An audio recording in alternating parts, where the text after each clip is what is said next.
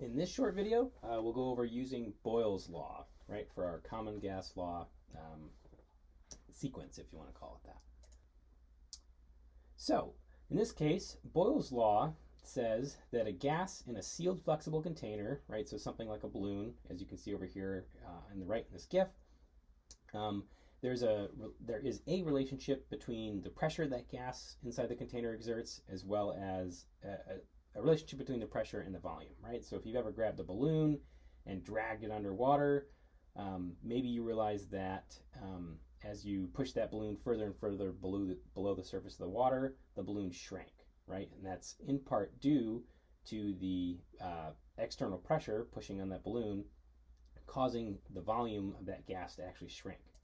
So what Boyle's law states is that as pressure increases, as the pressure of a gas increases, or the pressure exerted on a container containing gas, volume decreases, right? So if you see over here, as pressure is very, very high, right up here, PSI, roughly 40, our volume is very, very small. And as that pressure decreases, our volume actually increases, right? Or vice versa. As our volume increases, the pressure decreases. And so if you look closely, you'll notice that this relationship isn't linear, but it can be linearized if we convert our y-axis from PSI to actually 1 over PSI. We won't be doing that too much in class. The important thing to remember here is that the relationship is not linear and not direct like some of the other gas laws we talk about. So mathematically, this can be represented as pressure equals a constant K. Again, that's going to be determined by the specific gas as well as some other aspects beyond what we're going to talk about. Pressure equals K times 1 over volume. And the way we'll see this and discuss this and use this in class is P1 times V1, or pressure 1 times volume 1, right, initial conditions, equals pressure 2 times volume 2, right? And so again, here are two variables, pressure and volume. So take a second to think about what variables are being held constant here, right? And in this case, we are holding or assuming temperature is being held constant, and we are holding the number of moles of our gas constant as well. So again, Boyle's law states that as pressure increases, volume decreases, and in accordance with this, pressure and volume are inversely proportional to each other, right? As one goes up, the other goes down, which is contrary to some of the other gas laws we've discussed. So let's try a practice problem here, right? We are going to start our video here. So in a sealed flexible container, the starting pressure of a water bottle container at 30 degrees Celsius that's been semi-squished, right? So it's a little squished in, it's not completely inflated, and it's also only full of air at this point, has an internal pressure of 101,480 pascals and an initial volume of 0.568 liters. So the first step, identify the correct formula to use, right? P1 times V1 equals P2 times V2. Identify the information variables that we have. So P1 is 101,480 pascals. I'm just going to pause this real quick. Our P2 is, P2 hasn't come in yet. Our P2 is 75,540 pascals.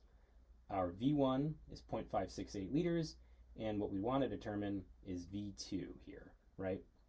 So this container has been brought onto a plane, flown high up into the air, and it shrinks when cruising altitude is reached. So the new pressure inside the cabin, which is equal to the pressure inside the bottle, is 75,540 pascal. So we'll pop this back up.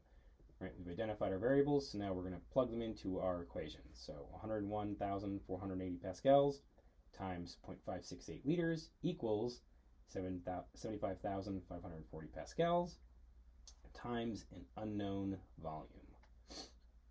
So the next thing we are going to do is divide both sides by our P2, right, 75,540 pascals. Do this on the right and the left.